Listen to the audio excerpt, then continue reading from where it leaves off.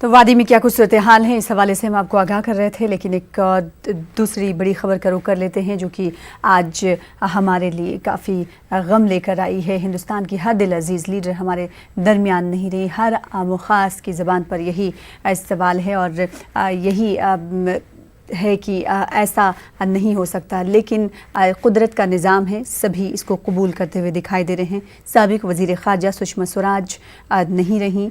कल दिल का दौरा पड़ने से इन्होंने आखिरी सांस ली। एम्स में इन्होंने आखिरी सांस ली। 9:30 बजे तकरीबन इन्हें अस्पताल में। आप ये कल्पना कर सकते कि कितनी मेहनती थी वो, कितनी परिश्रमी थी कि बाई रोड 4 सभाएं करना।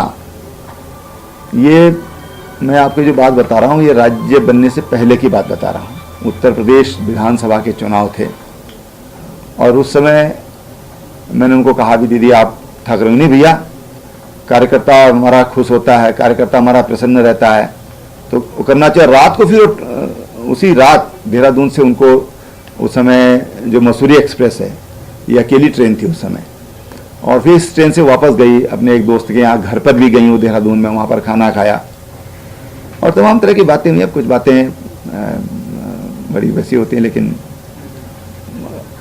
उस समय जो स्थिति थी पार्टी में, कार्यकर्ताओं की भी कमी थी, संसाधनों की भी कमी थी, तो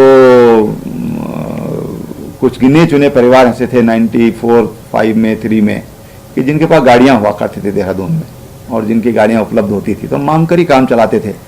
तो शाम को जब जाने लगी तो मैं उसमें एक नई गाड़ी आई थी, अच्छी गाड़ी थी, तो मैं एक नए व्यक्ति से उस गाड़ी को लेकर आया था।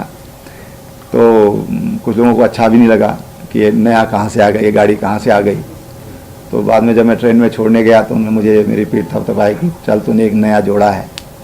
और कोई लोग बोलते हैं कोई बात नहीं, इसकी परवाह मत करो, नए लोग जुड़ेंगे तो खुश होना चाहिए।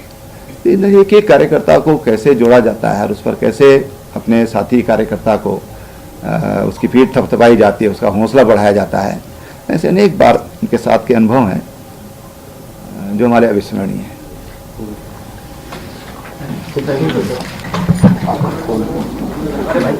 तो उत्तराखंड के वज़ीर आला त्रिवेंद्र सिंह रावत को आप सुन रहे थे। वो अपनी यादों को बता रहे थे, जिन यादों जो यादें जुड़ी हुई हैं साबिक़ मरकज़ी वज़ीर ख़ारजा सुषमा स्वराज से उनकी। उन्होंने कहा कि वो ऐसी खातून थीं जो बज़रिए रोड 4 जलसों से ख़िताब करती थीं और थकती नहीं थीं। एक एनर्जी उनके अंदर थी और साथ ही साथ उन्होंने कहा कि हमेशा उन्हें इनकरेज किया है। एक छोटा भाई होने के नाते उनकी तमाम बातों को याद रखूँगा। उत्तराखंड के वज़ीर आला त्रिवेंद्र सिंह रावत को कुछ देर पहले आप सुन रहे थे। तो आज ये ख़बर जो कल जो फैली, आज जो है गमों का पहाड़ सभी पे टूट गया। हर आँख नम है, सभी के दिल सोगवार हैं और सियासत के लिए एक बड़ा खला माना जा रहा है। अगर बात बीजेपी की कर लें तो बीजेपी के लिए एक बड़ा नुकसान है। तमाम लीडरों की जानिब से यही कहा जा रहा है। रविशंकर प्रसाद की अगर बात कर लें तो उनकी जानिब से कहा गया कि कल तक उन्होंने ट्वीट किया, 3 तलाक को लेकर उन्होंने खुशी का इजहार किया और साथ ही साथ पार्टी को उन्होंने कहा कि एक आला मकाम तक पहुँचाने में अहम किरदार सुषमा स्वराज ने पेश किया है। सुषमा स्वराज के इंतकाल पर प्रोफेसर DN जौहर ने अफसोस का इजहार किया है। प्रोफेसर DN जौहर ने सुषमा स्वराज को कानून की तालीम दी थी। सुषमा स्वराज के उस्ताद रहे प्रोफेसर DN जौहर ने सुषमा स्वराज को याद करते हुए कहा कि सुषमा स्वराज एक बेहतरीन मुकर्रिर थीं। वो यूनिवर्सिटी के अक्सर मुकाबलों में हिस्सा लेती थीं। पूर्व विदेश मंत्री सुषमा स्वराज की मौत हुई है, उनको याद किया जा रहा है। सुषमा स्वराज पंजाब यूनिवर्सिटी चंडीगढ़ में पढ़ते थे, लॉ की पढ़ाई करते थे। जो उनको लॉ पढ़ाते थे DN जौहर, वो हमारे साथ हैं। प्रोफेसर DN जौहर आगरा यूनिवर्सिटी के VC भी रहे हैं और लगातार सुषमा स्वराज से उनका संपर्क रहा है। हमारे साथ हैं, उनसे बात करते हैं। सर, सुषमा जी किस तरह के स्टूडेंट थे जब वो, और कौन से ईयर में वो यहाँ पर पढ़ते थे? वो 1970 में she joined as first year law student और 70 to 73 बैच है उनका।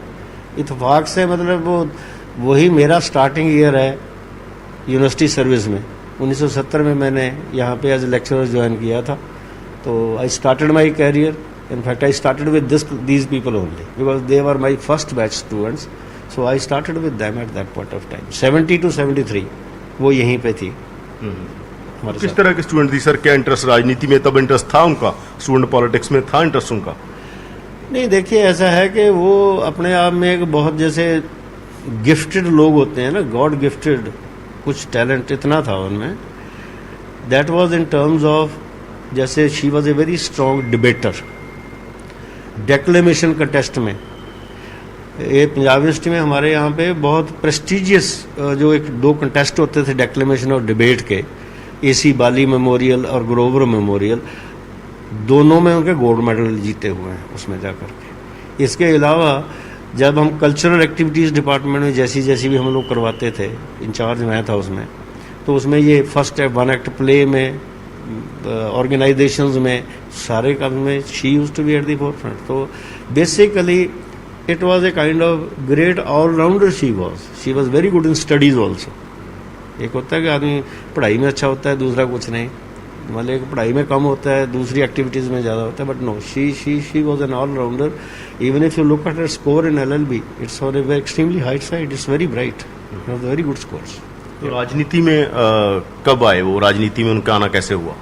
राजनीति में ऐसे है कि वो एक्टिव तो थी वैसे भी, लेकिन वो जो एक डिबेटिंग का आर्ट उनके पास था, बहुत स्ट्रॉन्ग स्ट्रेंथ थी उनकी. She was a wonderful orator as a matter of fact. तो ये प्रैक्टिस इन्होंने शुरू की. स्वराज जो इनके हस्बैंड हैं, स्वराज कौशल उनका नाम है, वो इवनिंग में लॉ करते थे, ये मॉर्निंग में करती थी. तो इनकी जब शादी हो गई आपस में, it was a love marriage which they did. तो then they started practice in Chandigarh. तो ये वो पीरियड था 74 के आसपास, 75 के आसपास, जब जॉर्ज फर्नांडिस साहब के ऊपर एक बहुत सीरियस केस बड़ौदा डायनामाइट में चलाया गया था, रेलवे की स्ट्राइक के सिलसिले में जाकर. और उनकी उस समय की स्थिति कुछ ऐसी हो गई थी इमरजेंसी के पीरियड में जाके कि कोई लॉयर उनके बिहाफ पे शायद अपीयर होने के लिए तैयार नहीं होता था. It is at that point of time कि स्वराज और सुषमा दोनों मतलब उनका केस फाइट करने के लिए गए, and they offered their services and they contested his case and did it very well. It is from there onwards that her political career started. Fernandes साहब, the moment that emergency was lifted, ये 77 की जब election हुई है, उसमें पहले तो इन्होंने इसको ऑर्गेनाइजेशन में लेके गए. जैसे इलेक्शन रैलीज को एड्रेस इन्होंने जब किया, but she was so impressive, audience was spellbound. तो that got her all those things. And then accordingly later on उनको MLA का टिकट दे दिया गया, वो जीती और मिनिस्ट्री में रही भजन लाल की ने. That's from where he started. फिर जब वो जनता पार्टी टूटी, जनता पार्टी खत्म हुई, जो ओरिजिनल जनसंघ पार्टी थी वो मर्ज हो गई थी, फिर बीजेपी मर्ज होकर आई, तो अडवाणी साहब उस समय आम आदमी के साथ जोड़ दिया. और बहुत सी ऐसी बातें जो विदेशों में हमारे भारतीय नागरिकों को तकलीफ देती थी, उसका उन्होंने निराकरण किया. किसी ने उनको चिट्ठी भी लिख दी या ट्वीट भी कर दिया तो उन्होंने उस पर ध्यान दिया. ये बड़ी बात थी. तो इसलिए सुषमा जी ने अपना एक विशेष स्थान बनाया. और भारतीय महिला किस प्रकार अपनी योग्यता, कुशलता, परिश्रम से पुरुषों से भी कंधे से कंधा मिलाकर आगे आ सकती है, इसका एक वो उन्होंने नमूना पेश किया.